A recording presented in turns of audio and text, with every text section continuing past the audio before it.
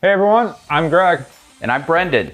And we're the editor and technical editor of Engine Builder. And we love all kinds of engines. And making as much horsepower as possible. So that's why we're going into engine shops to find out what we can get built on both a mild budget and a wild budget to see who gets the most bang for their buck. This is mild versus wild. Horsepower at any cost.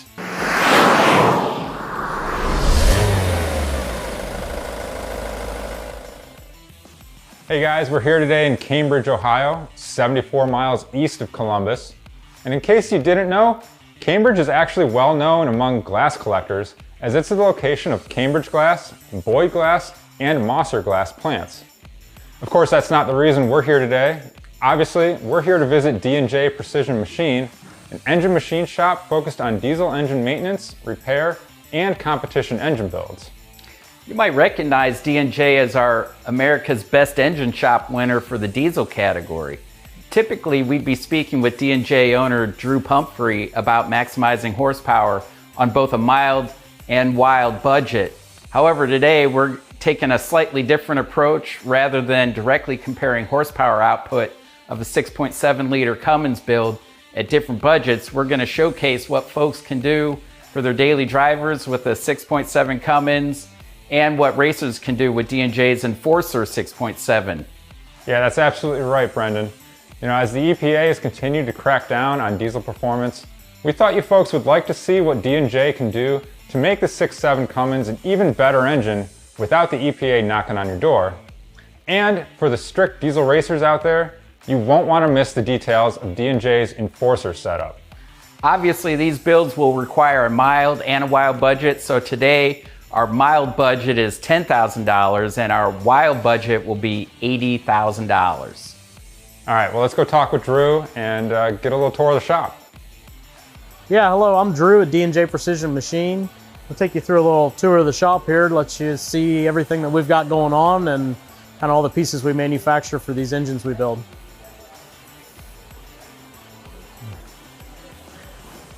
So this is our Centroid. You can't see it.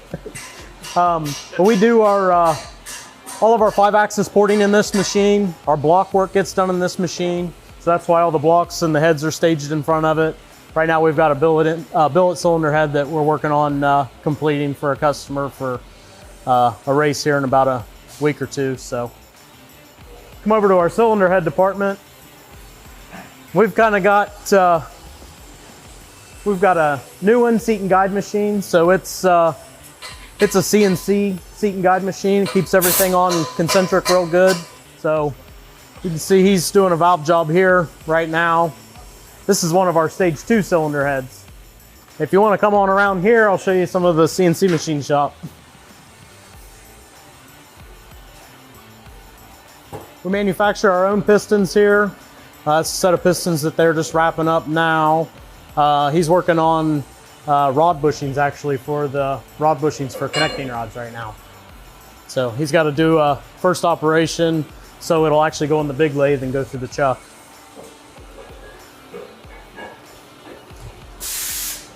Carter's working on a rocker box for that billet cylinder head over there. So we're wrapping that up.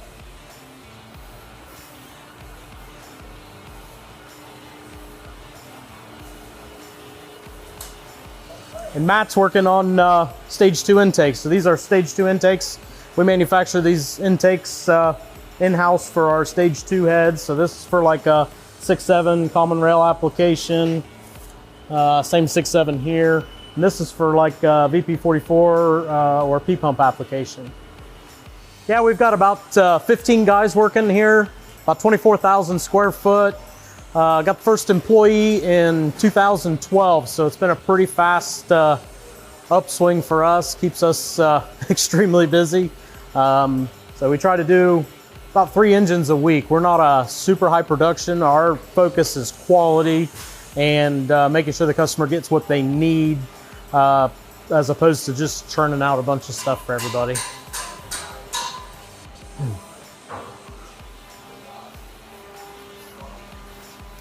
This is our, we have cores and shipping in the, our cores shipping and return in the back, whole bunch of core stuff in the middle.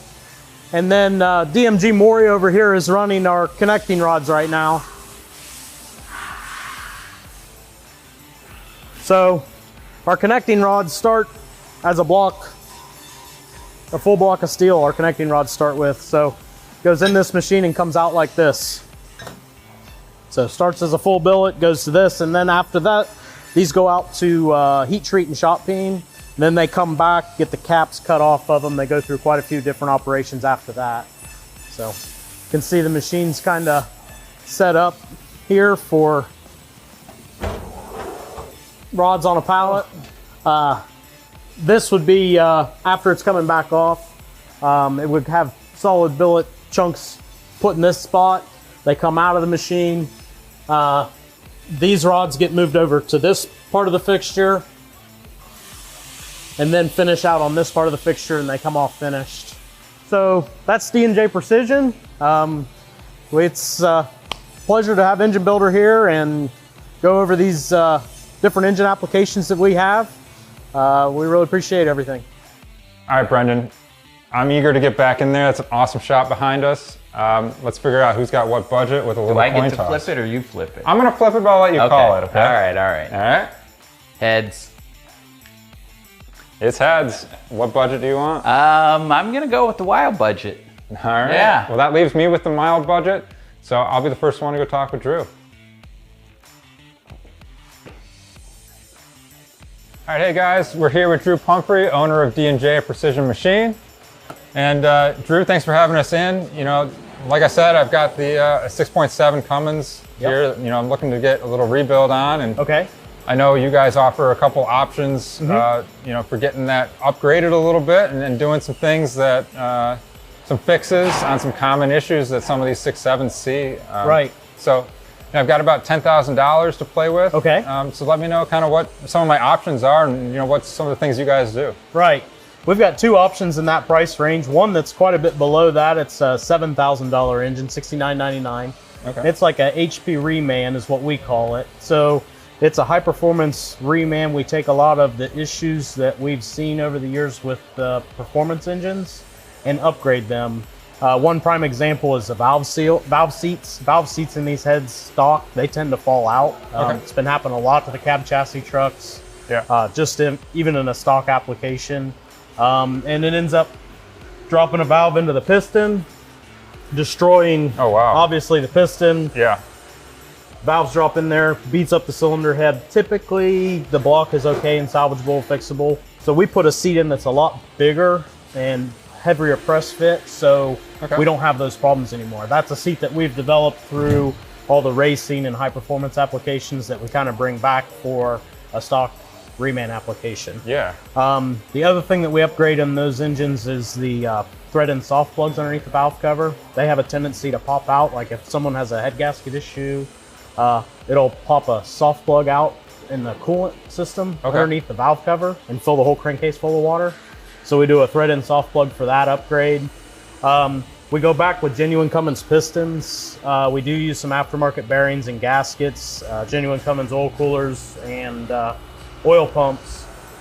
We have found that the Cummins piston does the best. The ring pack's better, the piston's better, they don't swell as much as some of the aftermarket stuff. So we go back with that stuff and use that. And then the second option that's a little closer to your price range actually is our HP Reman Extreme is what we call it. We add 9/16 head studs to that, so we get a little more clamping load on the head gasket. We also add 12mm main studs to that engine. So 12mm main studs helps hold the mains in place a little bit better there. And then we add a stage 1 ported head. So our stage 1 ported head takes pretty much the same as the HP Reman head. It's still got the big seats, all new guides, same soft plugs underneath the valve cover, and we do 5-axis port work with the intake still on the head. Yeah, and this is kind of the setup you're talking about, This is an HP Reman Extreme that's getting ready to go out for a customer right now. So also comes with our billet soft plugs in the side. That's another kind of common issue, is blowing these soft plugs out the side. So we take care of that issue at the same time. Comes with our 7/16 push rods. So that's the same push rod that would come in an engine that's 3,000 horsepower. Right. Okay. Awesome. 105-pound valve springs.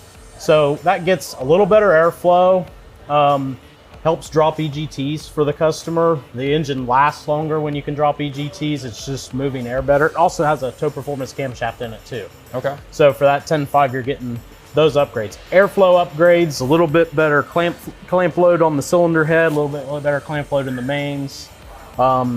Main thing is just to make it more efficient. So we've seen customers get better fuel economy with an engine like this because it moves air better. Just overall performs better without even changing any tuning, any turbo stuff, anything. Okay.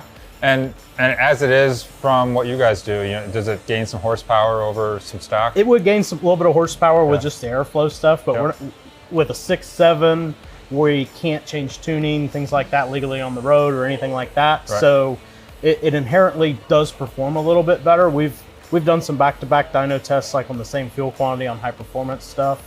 Haven't done it so much on like a stock fuel setting. And we've seen 15 horsepower gains with like the stage one cylinder head, just with the same fuel quantity, the same everything. Gotcha. So it does perform a little bit better. The biggest thing is it drops EGTs. Like we typically will see a couple 100-degree EGT drop with an engine like this, and that just makes the engine survive better for its day-to-day work.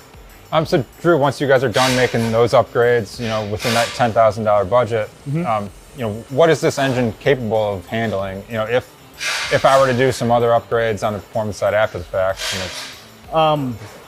If you were able to do some performance upgrades later down the road into a race application or something like that, this would be capable of 800 horsepower or so. Okay, awesome, awesome. Now, is there a typical time frame that you see the 6.7 end up like this, or see some of the issues that you described? We've seen a lot of the cab chassis trucks. The lowest mileage cab chassis truck I saw in here was 15,000 miles. Oh wow. Yeah. Okay. And they drop a seat like that, brake valve off. It's typically cylinder head issues that starts them, unless it's a fuel system issue. The common rail fuel system has to be kept really clean. If you have issues with injectors, they'll melt pistons. Like if you're driving your truck down the road one day and all of a sudden it starts to white smoke, pull it over before it destroys the engine. Because typically you have an injector failure. And those are the kind of things that typically beat these things up. For overall, Cummins did a really good job with the engine.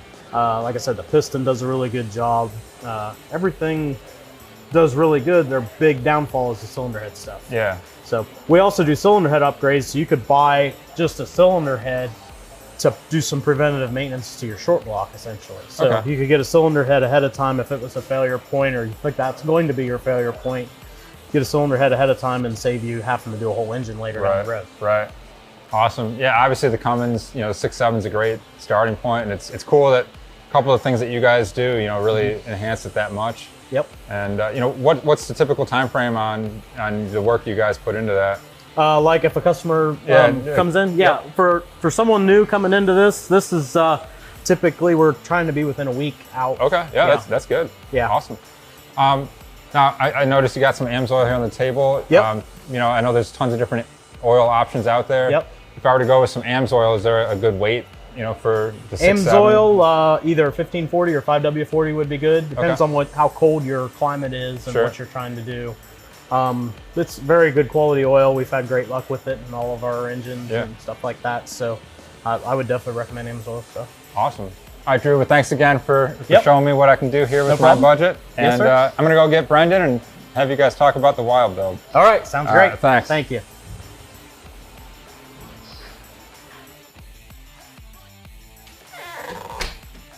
Well, all right. My turn? You're up, man. Okay. Let's see what the wild budget does.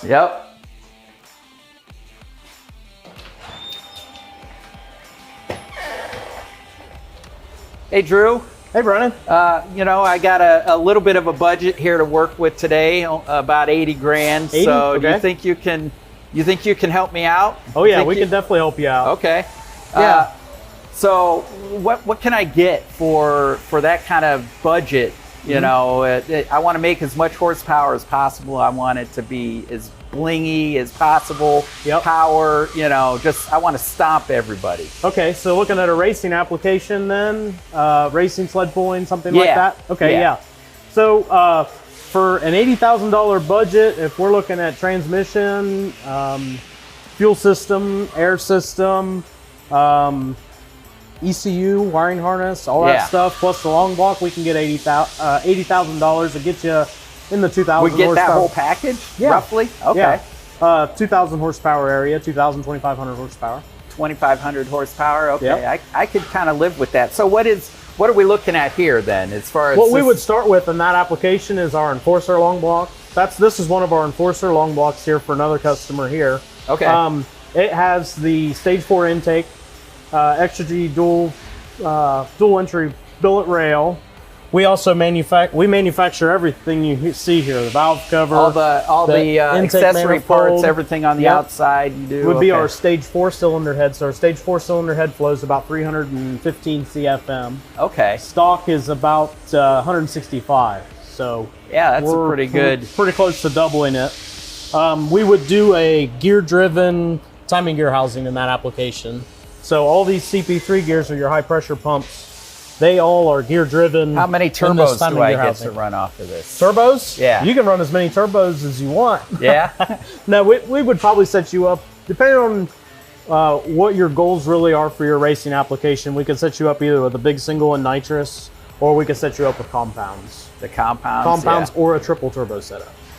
So, how is it more complicated? Like the triple turbo, is that... Triple turbo, you have to start weighing your options based on your goals and how much weight you're wanting to carry down the track. Yeah. So 3 turbos is another 100 pounds almost more weight than you would have with the single turbo application. Oh, really? Maybe even 150 And pounds. how much, but you could get a big single turbo on there. You can run a big single and run nitrous. So you'll kind of get rid of that lag there running the nitrous. We would run in an application like what you're shooting for, we would run a Bosch ECU. Okay. So that ECU can control the nitrous, it can control the transmission, it would do all your data logging and everything for the race vehicle.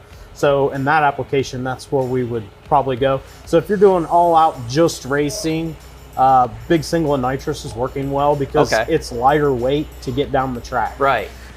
Triple turbo stuff, if you're sled pulling or your application says you can't use nitrous, whatever class that might be, then we would go to a compound turbo setup or a triple turbo setup because that's how we would want to make our air. If you're allowed to run nitrous, the nitrous has been working really well. That's the way to go. It's very controllable. Yeah. We can control how the power comes on down track because you can't leave with. So then with this, you've got it set up here. You can run dual fuel. You can you have 2 CP3 pumps on this setup, and it can run a third right here. Oh, okay. So you can run 3 CP3 pumps. And then it's also got a wet sump oil pump system on it, all gear driven off this timing gear housing we manufacture. Okay. Yeah, that's pretty slick. Yeah. And I see you run a damper, a pretty heavy... yeah, we run a fluid damper with their full power kit. We kind of help them with development on that. Okay. We had issues with dampers keep walking on the front of the crankshafts. Yeah. So they actually did some testing with us on an engine and on the dyno to develop the full power kit, and they made some changes with the damper itself also. So this is our Enforcer long block. It's been kind of our workhorse for this application. It starts as a 6.7 block, 6.7 factory crankshaft.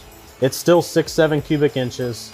We put a 1-inch deck plate on top, and we are able to run a thick sleeve that's replaceable. So if you're halfway through season, O-ring type sleeve. Do you want to go over and take a look? Yeah, it's got O-rings in the bottom.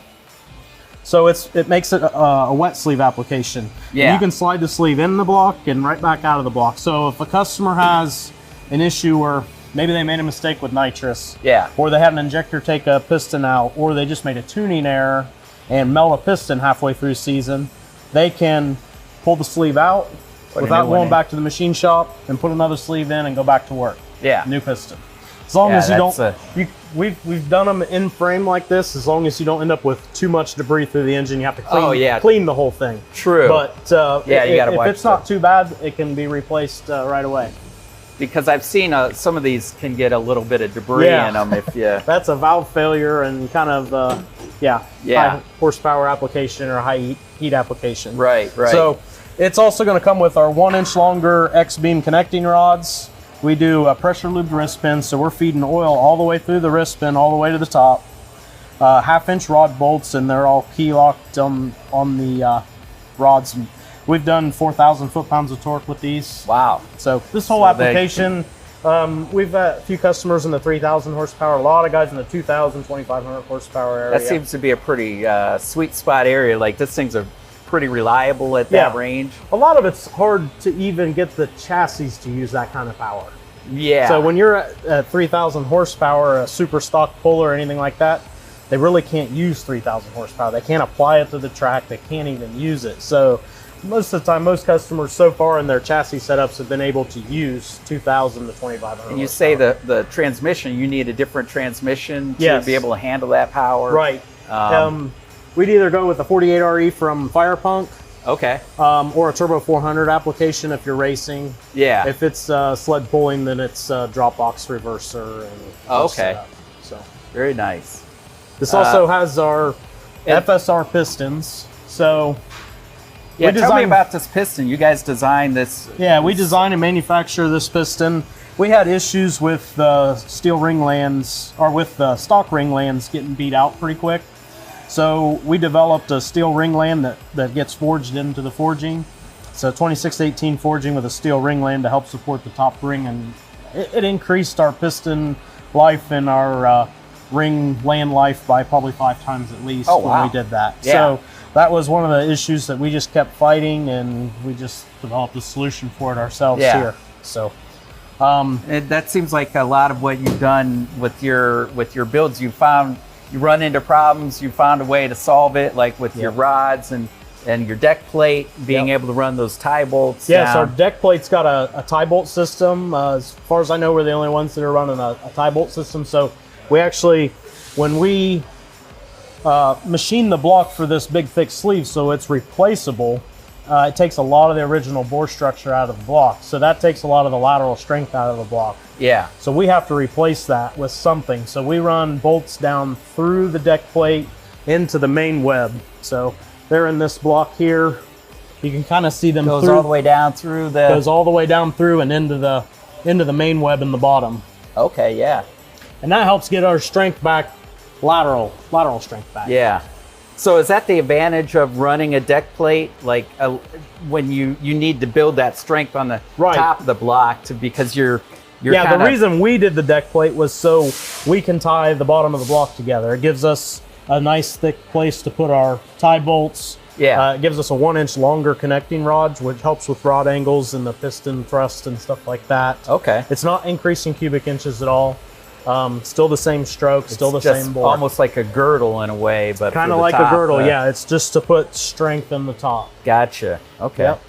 Yeah. And then speaking of girdle, we have our girdle that we put in the bottom end. Okay. Yeah. Let's look at the. And I like how you have all your everything's nicely your logo's all CNC'd in there, so a little bit of eye candy on there, you know. Yeah. So this is our girdle setup, and we machine this into the block. When this all gets torqued down, if we were running a stock main cap, we've actually found that we have to torque and loosen this thing like 3 times to get it to... before the cap quits crushing, because we're putting so much extra crush on the cap. Wow. So we used to have issues like we would torque it, line bore it, go back to the measure main bearings, they were tight, measure them again, they were tighter. What the heck's going on? So finally we figured out that if we torque them and loosen them 3 times, the main cap's quit crushing. So a lot of the other girdle applications that people have, they don't even compress the cap anymore. They're really not doing hardly anything. Doing anything. Right. So, yeah. So the other thing that we developed is we increase horsepower is a billet main cap. We had problems with with the stock main caps walking around, so we manufacture our own billet main cap that goes underneath the girdle. Right. And it helps it gets registered on the side of the block to help just keep everything from dancing around. Everything, yeah, because you get a lot of, that's a pretty heavy lot of swing twist. there. You got, how heavy is the crank? The crankshaft needs about 150 pounds. Okay, yeah, so you're swinging that weight around in there. Yep. You got to lock it down. How, RPM-wise, I mean, are you turning more RPM in these race motors? And, yes. I mean, a diesel's known for being like a low, all torque and not much RPM. Yes, we're turning them quite a bit harder. So far with nitrous, the diesel fuel does a little bit better.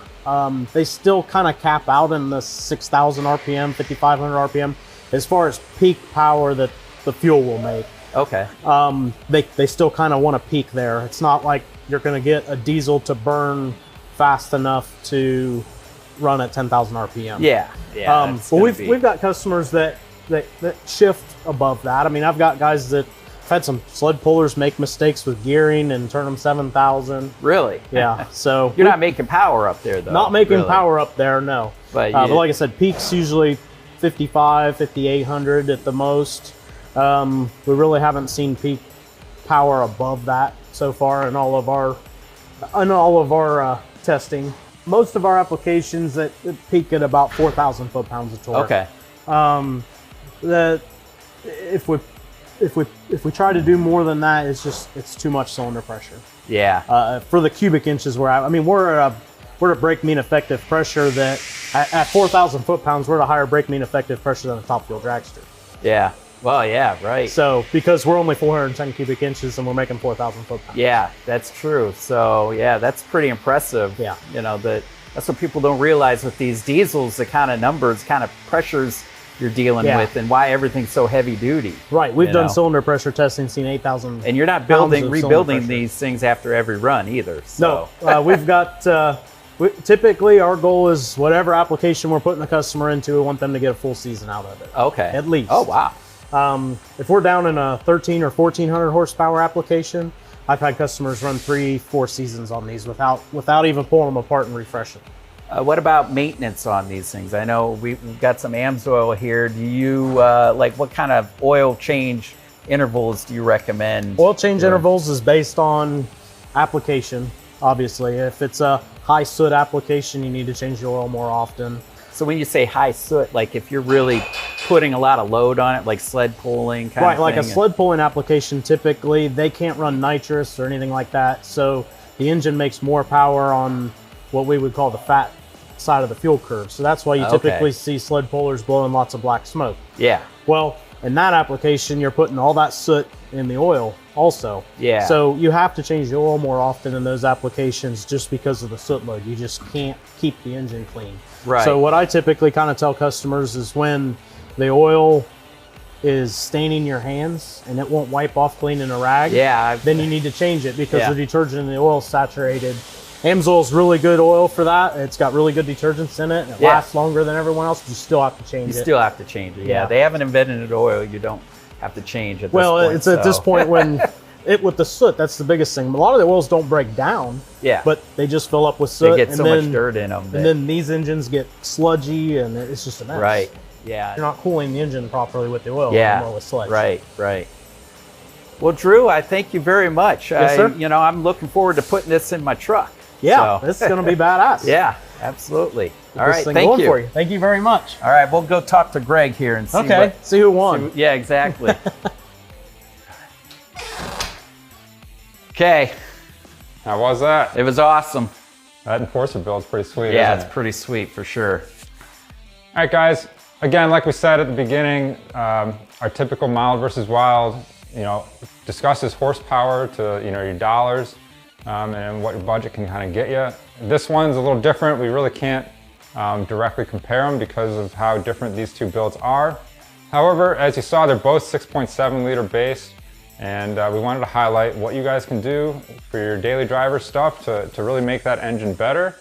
And for your strict racers out there, this diesel platform that D&J makes, the Enforcer engine, it's really something special and another option that you guys can have. So we hope you guys enjoyed seeing those two different options that you have. This has been Mild versus Wild. Horsepower at any cost.